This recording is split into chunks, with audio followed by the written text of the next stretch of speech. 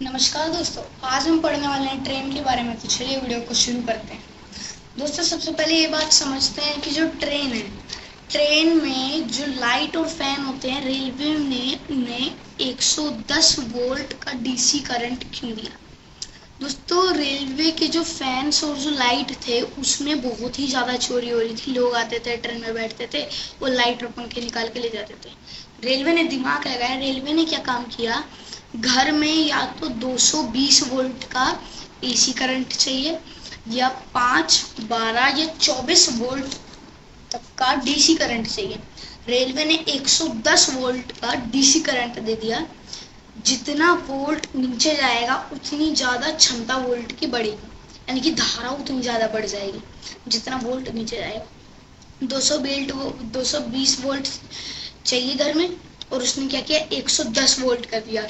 तो ज्यादा हो गया तो घर में वो किसी भी काम का नहीं जा, वो यूजलेस है। तो रेलवे की चोरी से रुक गई।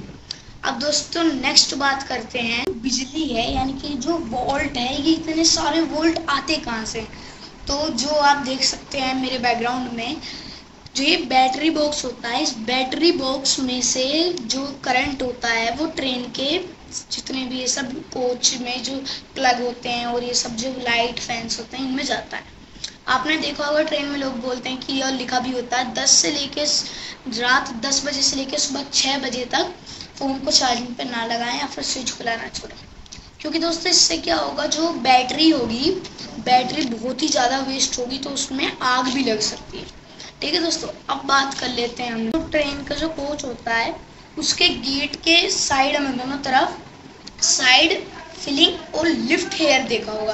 तो दोस्तों जो लिफ्ट हेयर होता है, लिफ्ट हेयर यानी कि जब भी ट्रेन मेंटेनेंस के लिए जाती है तो उसको वहाँ जहाँ पे लिफ्ट लिखा है वहाँ से उठाना पड़ता है। ठीक है, नहीं तो कहीं और इंस्ट्रूमेंट कहीं पे लगा है, टूट गया तो दिक्कत हो जाएगी, है ना। तो लिफ्ट एयर इसलिए। और साइड फिलिंग यानी कि मान लो जैसे ट्रेन स्टेशन पे रुकती है, ट्रेन में पाइप लगाना पड़ता है पानी भरने के लिए। ठीक है, तो उसमें उसके लिए वो जल्दी से जल्दी काम हो जाए इसलिए उसमें पाइप लगाने के लिए साइड फिलिंग लिखा होता है। ठीक है, अब जो पाइप लगाते हैं वो 4 इंच मोटा पाइप होता है। कितना इंच? 4 इंच मोटा पाइप होता है। पूरे रेलवे स्टेशन में, हर रेलवे स्टेशन में नहीं, बड़े बड़े रेलवे स्टेशन में होता है। एक कोच में 4 टंकी होती हैं, एक टंकी 500 लीटर की होती है, तो टोटल एक कोच में 2000 लीटर पानी भरा जाता है। ठीक है, वो 20 मिनट का समय लेता है, टाइम लेता है जब वो भरता है। अब दोस्तों बात कर लेते हैं टॉयलेट के बारे में। तो दोस्तों सबसे पहले रेलवे का टॉयलेट जो उसमें सिस्टम था वो था ओपन डिस्चार्ज सिस्टम। इसमें जितना भी वेस्ट होता था वो वेस्ट सारा पटरी के ऊपर गिरता था, तो उससे पटरी में जंग लग जाता था। रेलवे ने उसे हटा के एक न्यू सिस्टम लाया जिस सिस्टम का नाम रखा CDTS, यानी कि दोस्तों सेंट्रल डिस्चार्ज टॉयलेट सिस्टम। ये इससे क्या होता था, जब ट्रेन स्टेशन को छोड़ देती थी तब ये जितना भी वेस्टेज होता था वो गिरा देता था। अब दोस्तों इसे कैसे पता चलेगा कि अब ट्रेन स्टेशन छोड़ दिया, तो ये इसमें एक लिमिट थी कि जैसे ही ट्रेन 30 किलोमीटर पर आवर की स्पीड से ऊपर जाएगी वैसे ही ये जितना भी वेस्टेज है उसे छोड़ देगा ट्रेन। जो CDTS टॉयलेट था इससे तभी भी पटरियों पे जंग लग रहा था। ठीक है, अब रेल जो DRDO था, DRDO के द्वारा 2011 में टॉयलेट लाया गया, बायो टॉयलेट।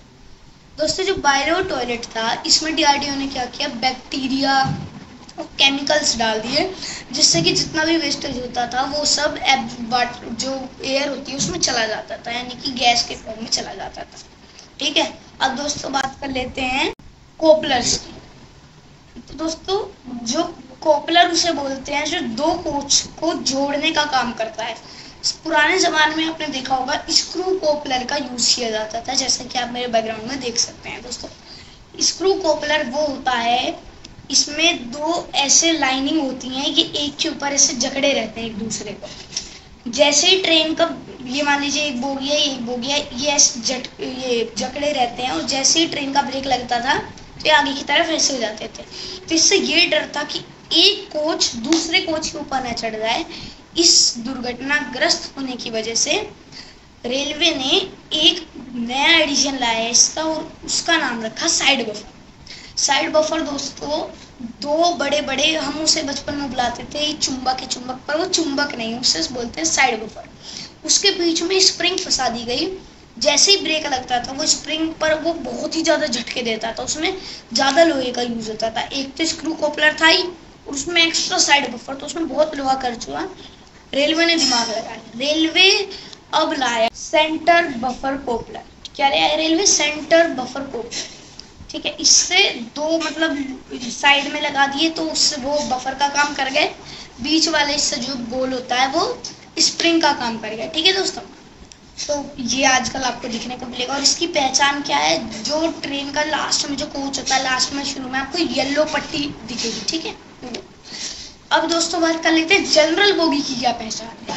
जनरल बोगी की दोस्तों पहचान है, उसमें ऊपर की तरफ वॉशरूम के ऊपर लाइनिंग बनी होगी, उससे हम जनरल बोगी को पहचान सकते हैं। और एक और पहचान है, उसमें 3 गेट होते हैं। अच्छी, आप जो ट्रेन के ऊपर नंबर होते हैं, उन नंबर का मतलब क्या है? शुरू के जो 2 नंबर होते हैं वो दर्शाते हैं कि ये कौन से सन का है। मान लीजिए एक नंबर है 04,119। 04 मतलब वो 2004 की बनी है, और 119 मतलब वो एसी कोच है। 3 नंबर दर्शाते हैं कि किस तरह का कोच है। दोस्तों अगर 1 से लेकर 200 तक का नंबर है तो वो एसी कोच है, 200 से 400 तक का है तो वो स्लीपर बोगी है। ठीक है, और अगर वो 400 से 600 तक का है तो वो जनरल उसमें आता है, कि मतलब वो जनरल कोच है, उसमें कोई भी जा सकता है, इसमें रिजर्वेशन की ज़रूरत नहीं है। 600 से 700 चेयर कार आता है, जैसे जन शताब्दी हो गई, गोमती एक्सप्रेस हो गई, ये सब। ठीक है, फिर 700 से 800 सिटिंग कम लगेज को दर्शाती है, यानी कि मान लीजिए रेलवे को अपना सामान ले जाना था, रेलवे ने अपने आधे में सामान भर दिया और आधे में लोगों को बैठा दिया। ठीक है, जब ये सामान कम होता है। ठीक है, फिर नेक्स्ट 800 से ज़्यादा होता है पेंट्री कार या फिर जनरेटर कार। तो दोस्तों ये 800 से ज़्यादा आपको दिखेगा पेंट्री कार में। ठीक है, धन्यवाद दोस्तों। वीडियो बढ़िया लगी हो तो लाइक करें, चैनल को सब्सक्राइब करें। धन्यवाद।